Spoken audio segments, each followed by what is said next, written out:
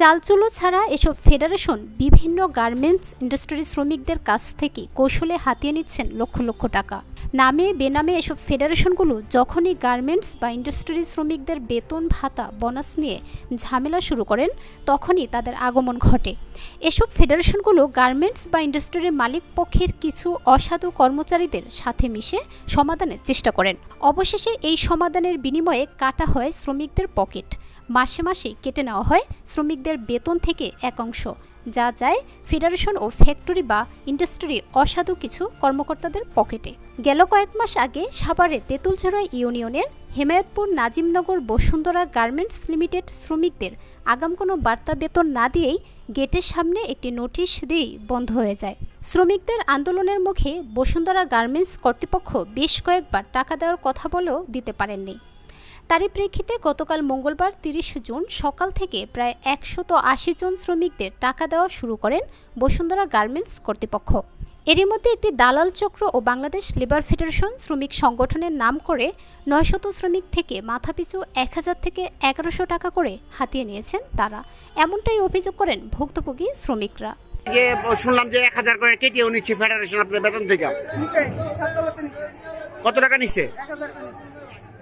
এই ব্যাপারে আপনারা আসলে কিছু বললেন না? কি বলবো আমরা? আমাকে না আছে কি কার বলবো? ১১০০ টাকা কে কাটছে আপনাদের? লাইন চিপ রাখতেছে ১,০০০ করে ফেডারেশন ১,০০০।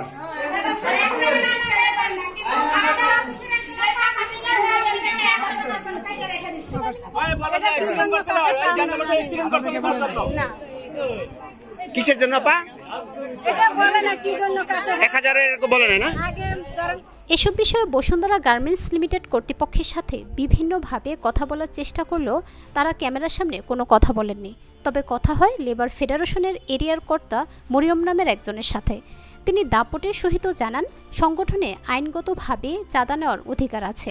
শ্রমিকের জন্য শ্রমিক নেতারা কাজ করবে। শ্রমিক সংগঠন শ্রমিকের চাঁদায় সংগঠন চলে, এটা বাংলাদেশ সরকারও জানে। এটার শ্রম আইনও আছে, বাংলাদেশ শ্রম আইন ২০০৬, এবং যার যার সংগঠনের একটা সাংবিধানিক অধিকার।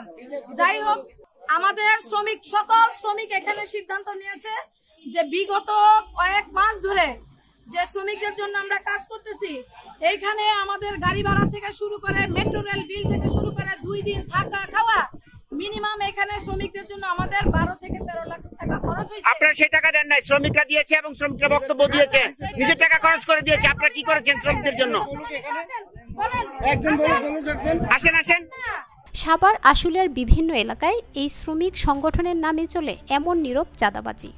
এই চাঁদাবাজির সঙ্গে যুক্ত থাকেন মরিয়ম, কবির হোসেন, নজরুল ইসলাম, সবুজ সহ আরও অনেকে। শ্রমিকদেরকে পুঁজি করে মালিকের কাছ থেকে মোটা অঙ্কের টাকা নিয়ে শ্রমিকদের অধিকারের প্রশ্নে আপোস করেছেন, এমনটাই দাবি শ্রমিকদের।